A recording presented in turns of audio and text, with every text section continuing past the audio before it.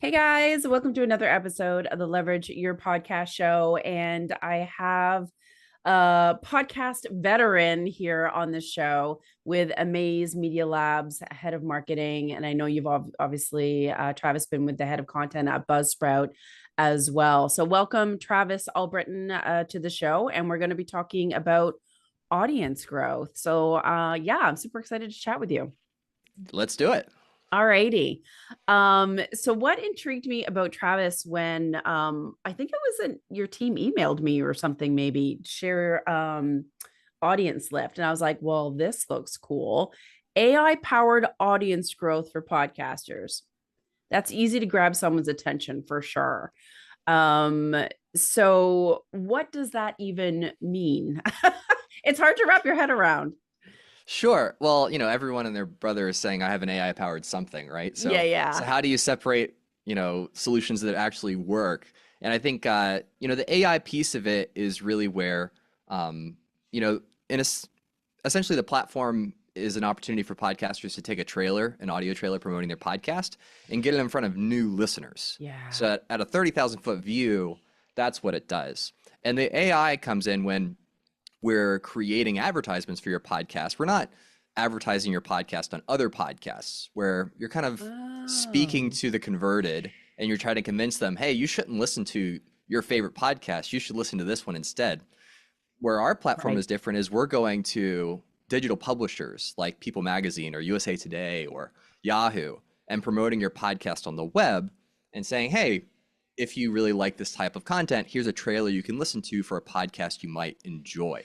And so we find that a lot of the people that interact with those audio trailers are first time podcast listeners. So Yeah. they're coming in through you as the podcast that they get introduced to first. And so you're not having to compete with 18 other shows they're already subscribed to in order to gain traction or to pull audience away from somebody else's show onto yours. But the AI comes in because the way that we run the ad campaigns is we match what your podcast talks about with content online. So, just as a Mm, simple example, if you have a podcast that talks about nature stories, and so you're doing like these 8, 9, 10 minute episodes about, Yosemite or, national parks or this, murder hornets, which were like a thing back in 2020 for a hot second, right? yes. And People Magazine has an article about bears taking selfies with trail cams in the woods. The AI part of our system would say, here's a blog post where this content matches what your podcast talks about. And so let's advertise your podcast there. So rather than trying to target at like a demographic level or interest or doing some kind of social media campaign, we're simply saying, here's a blog post that people are reading. Here's a podcast that talks about similar stuff. Let's put them together and see if we can get this person that's reading this article to listen to the trailer for your podcast. And so that's where the AI piece is able to look through, Yeah. tens of millions of different blog articles online and find the best matches to promote your podcast on. That is absolutely brilliant. It makes total sense. And it feels like you said, it's one thing to do a pod swap, which, I've done a few times as well in regards to the trailers and stuff like that. But yeah, it, they're a direct competitor. So to be able to put it in content that is unassuming, that makes total sense. So let's backtrack a little bit here and talk about the trailers because I feel like this is an underutilized tool that a lot of podcast hosts haven't even created. And I'm guilty. Honestly, I didn't create one until I think maybe a year and a bit ago. And it was only because I had someone on my show that are like, hey, do you want to do a podcast trailer swap? I'm like, sure. And Yeah. had to create one quickly. Um, like what makes a good podcast trailer? So I think before we get there, making a case for why you should have a trailer. Yes. And this is something that so you mentioned my time at Buzzsprout. When my role there was head of content. My job was literally talk to podcasters all day, figure out what problems they're running into and help them overcome them. And it typically falls into three buckets. How do I launch a new show? Mhm. How do I grow my audience? And how do I make money? Like 90% of the problems fall in those buckets, right? 100%. I'm sure this is what you see as well. Uh, and so most podcasters fall into the trap of, I'm just going to focus on making a really great podcast. I'm going to make the episodes as good as I can. I'm going to spend time editing them. I'm going to publish consistently, and hope for the best. But the podcasts that really are successful, they devote as much, if not more time to promoting their podcast than they do to producing it. Because once you have something that's worth listening to, you have to get the word out there and tell people about it so they know to go and look for it or go to find it. And so a trailer is essentially just a highlight reel of what your podcast is. It's like, here's the best version of an advertisement or commercial I can make for my show. And the reason this is really important is because put yourself in the shoes of somebody who wants to listen to something new and they're like sampling a bunch of podcasts to see which one they like. They may type something in Apple Podcasts or, see a list in Reddit or something like that. And they're saying, okay, I want a new small business marketing podcast. And there's like 6 or 7 of them. Are they going to listen to a full episode of each one before they decide which one they're going to actually subscribe to and listen to? Probably not. That's like 7, 8 hours of Yeah, time yeah. to That's commitment. actually do that. And so, but if you have a trailer that's 2, 3 minutes long, then they can very quickly kind of get a sense of what you talk about, what makes your podcast different, why it would be worth listening to. And so you're able to kind of meet them at where they are, where they're browsing and they're trying to see what would be interesting to actually consume, in the same way that like a movie trailer promotes the full-length movie. You want to have something that you can use to market your show that doesn't require someone to listen to a full episode. Yeah. And so just at a very pragmatic level, that's why a trailer is valuable. It's not just so you have something you can put in your RSS feed to get into Apple and Spotify before episode 1 comes out. It's because this gives people an opportunity to sample your podcast without having to commit to a full episode. And so you'll find all your marketing and promotion that you do for podcasts will be more effective, because Yeah. now you have something that is more like made for advertising instead of made for long form consumption. Right. That makes sense. Now you said 2.5 minutes. I've seen some people have short trailers and Mhm. long trailers. Do you need both? Like for your audience lift and for that advertising purpose, is there a sweet spot? So for our platform, we've seen the best campaigns when the trailer's about 60 seconds long, Yeah. because it's even more ephemeral or cold than somebody who finds your podcast in Apple Podcasts. So somebody goes to Apple Podcasts, they see your podcast, they're like, oh, they have a trailer, it's 3 minutes long, I'll listen to it. They're in a podcast listening app looking for podcasts to listen to. So you can let it breathe a little bit more. You can Right. spend some more time with it. You can have some more content. You can, list the guests that you're going to have. You can talk about yourself and your background. When you are promoting your podcast to people that have never heard of you and may not even listen to podcasts, you really have to think about it more like you're running a digital advertising campaign. And so you want it short, sweet, to the point, with a really good hook that says, this is why my podcast is great for you in particular. Here's what you're going to hear. And then here's a strong call to action. Subscribe wherever you listen to podcasts, or, Hmm. we have a live button that they can click to subscribe right there on the device. And so for our platform, for Audience Lift, we find 60 seconds to be a good sweet Yeah. spot, because it allows someone to consume enough of it while they're doing something else that they can make a decision, Yeah. yes or no, do I want to listen to full episodes? But it doesn't require so much of them, because they're typically doing something else when they're consuming the trailer. They're Sure reading an enough. article, they're on a break, they have other things going on in Yeah. their life. It's kind of like when you're on a social media ad, you're interrupting someone's day to tell them about something Yeah. you're Huh. doing, right? And so you have to recognize where they're at, and we found 60 seconds or so to be a good length for that type of trailer. All right, that's good to know. And so you alluded to a call to action. So do you typically just say like search it up on your favorite app, or do you link to a particular directory? So just in general, I'll start Yeah. generally first and then talk about Audience Sure. Lift and what we see works. So that way, regardless of whether somebody ever uses our platform, they can still find this actionable, especially for a trailer for a podcast where the goal is I want somebody to commit to listening to full episodes. You always want to have a very clear next step. Like, this is marketing 101. Mhm. You've got their attention, they're listening to you, and they want to know what to do next. And I think we assume, oh, well, they should know if they like the podcast to subscribe to get new episodes. But not everybody knows that. Not everybody is like a hardcore listener that downloaded a new app just for podcast consumption and have like dialed in all their voice settings on Overcast. Like, that is not the average listener. The average listener, you want to handhold through the process of going from a first interaction to a first date to a long-term relationship, right? And so I always encourage you, anytime you're doing any type of promotion, whether it's a trailer or social media or an email campaign, tell people what the next step is. Yeah. So if it's, so an example would be, so if that sounds really interesting to you, you want to hear about X, Y, and Z, then subscribe. You can follow and subscribe to the podcast on Apple Podcasts, Spotify, whatever app you use to consume podcasts. That way, you'll get new episodes as they're released directly to your phone, and you can find them in your library whenever you want to find something to listen to, right? So you actually spell out what they should do and what the benefit is. Why Right. should they do that? Not just, it's kind of like YouTubers, like smash the like button, subscribe, and, you know, and in a sense, it can feel like, yeah, I don't want to be like that. But also, if you don't tell people what to do, they won't know what to do. No. And so you want to be really clear with what your ask is. And then also just be upfront about how it benefits them. Like, why are you suggesting that they do that? And so that way, when they do subscribe, they're doing it with the intention of consuming those episodes later on.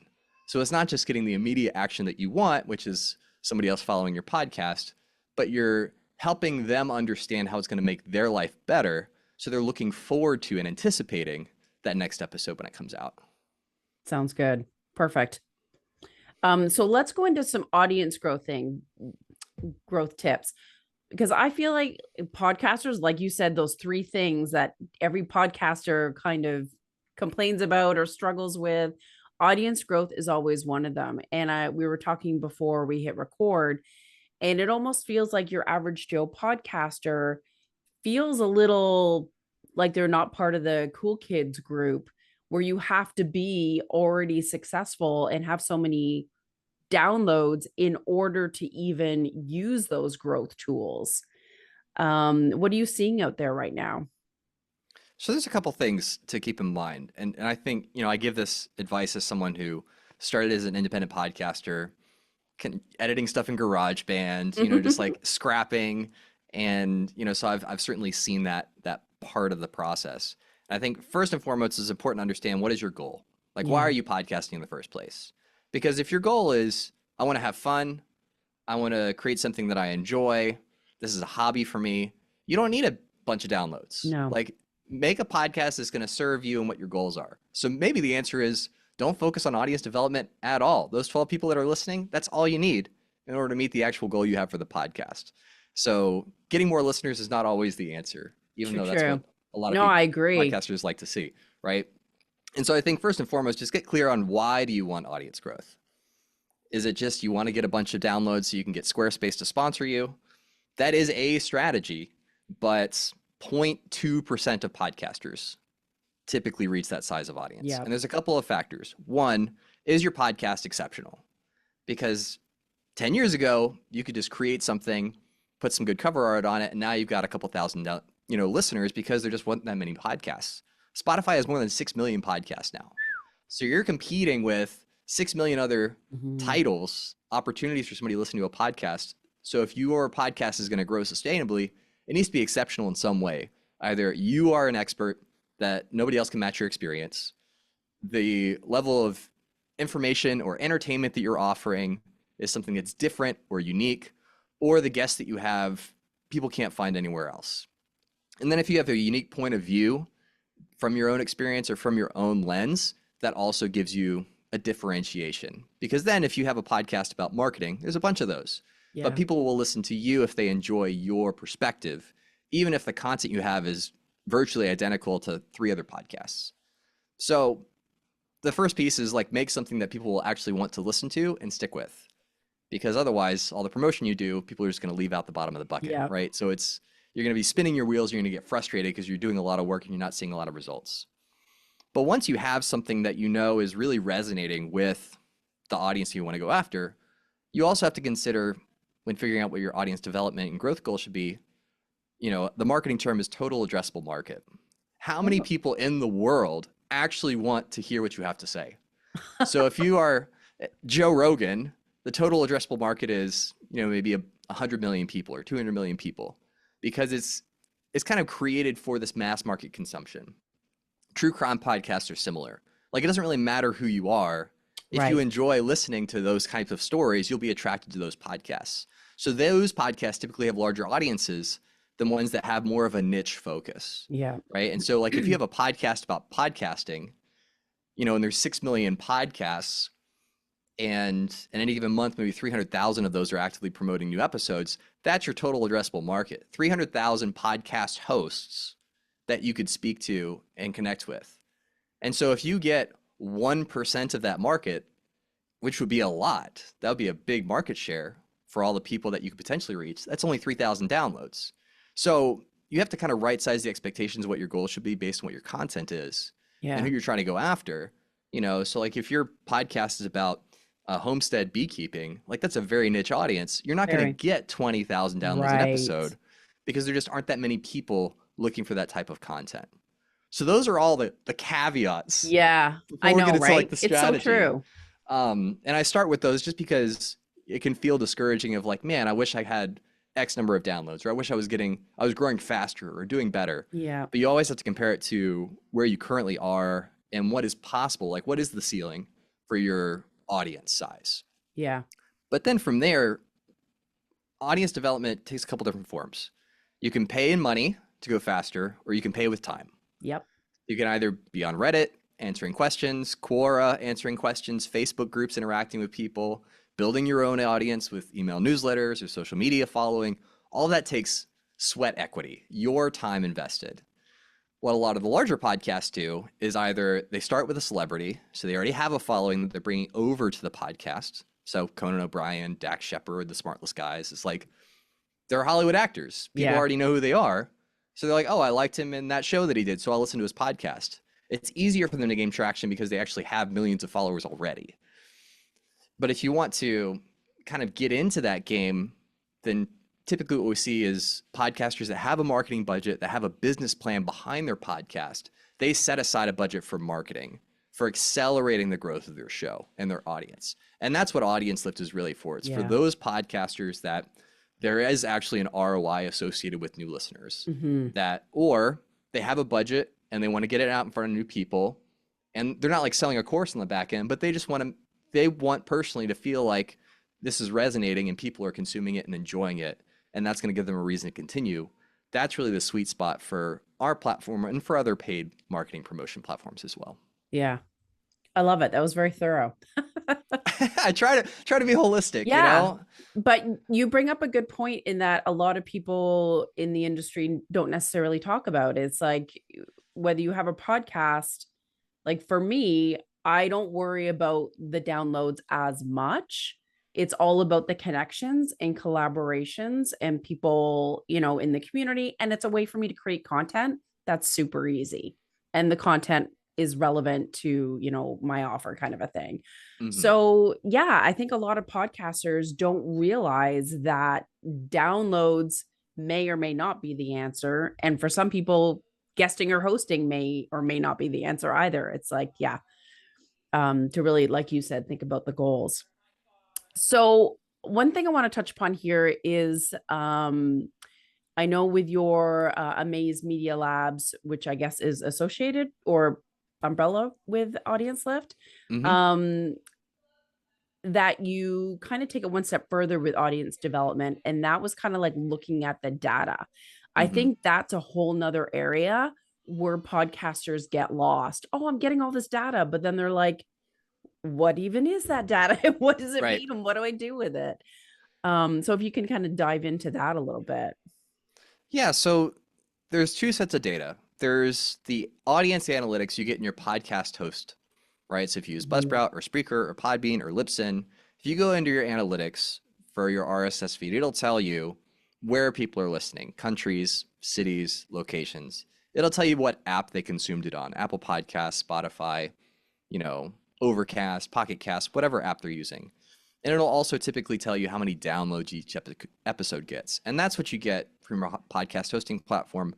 And I always recommend that being the first place you go Yeah. to understand if your podcast is growing or not, because that's an apples to apples comparison. It can be tempting to like, oh, let me go into Spotify for podcasters and see my starts and my 3-second plays and how many followers or how many total people have ever engaged with my podcasts. But then you go into Apple Podcasts and those numbers are wildly different Yeah. and they reflect a different type of statistic. And so Just for like checking in to see how things are going, I always recommend just go to your podcast host platform because you'll be able to see the trend over time. Am I generally growing or not? And that gives you a high level what you need. Yeah. With our platform, when we're running this campaign, we're able to show you how many times we showed an ad for your trailer to somebody, what we call a media impression. Yeah. Can you hear my dogs in the background? It's all right. Mine are actually Yeah. quiet, surprisingly. No worries. It's the beauty of post production if you choose Exactly. to use it. It's fine. Mhm. Uh, so we can show you how many times we showed an advertisement for your trailer. We'll show you how many times somebody listened to your trailer, and we count a trailer play as consuming 30 seconds. Okay. So it's not like, somebody listened for 3 seconds and moved on. Yeah. They've listened for 30 seconds. They're really an engaged person. And then we're also able to show you, because on the back end, what we do is we give people an opportunity to subscribe for push notifications on their device before they go and Saw listen to full that. episodes. And so we can follow up with them and say, hey, there's a new episode that's come out. Click here to listen to it Love it. to try and engage them in a long term relationship.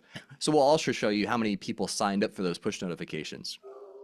So those are helpful if you're running multiple campaigns and you want to test different trailers or different artwork or a different call to action.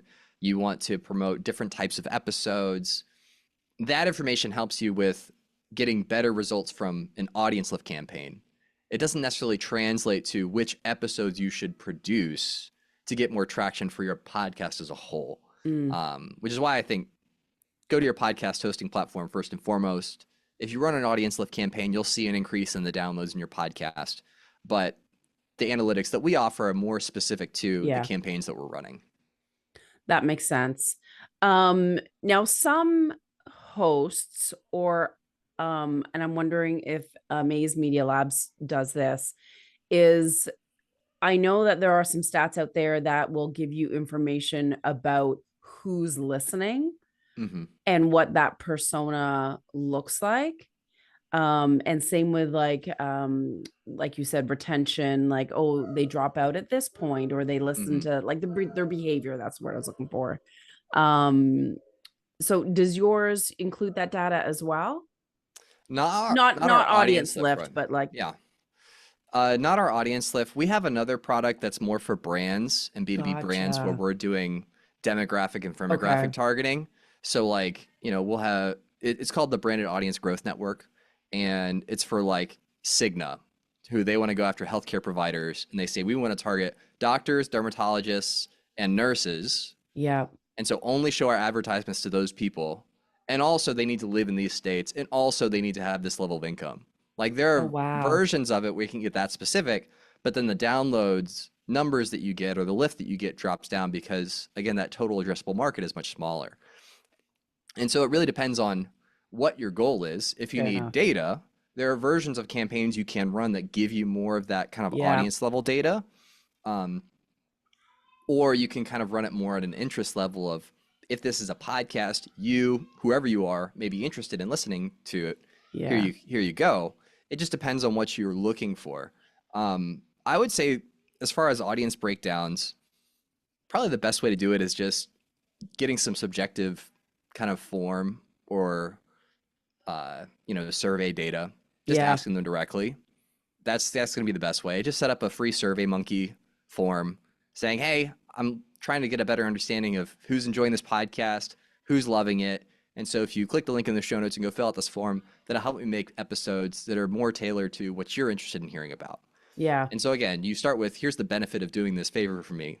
But then in there you can ask questions about gender, age, location, interests, whatever you're interested in learning more about.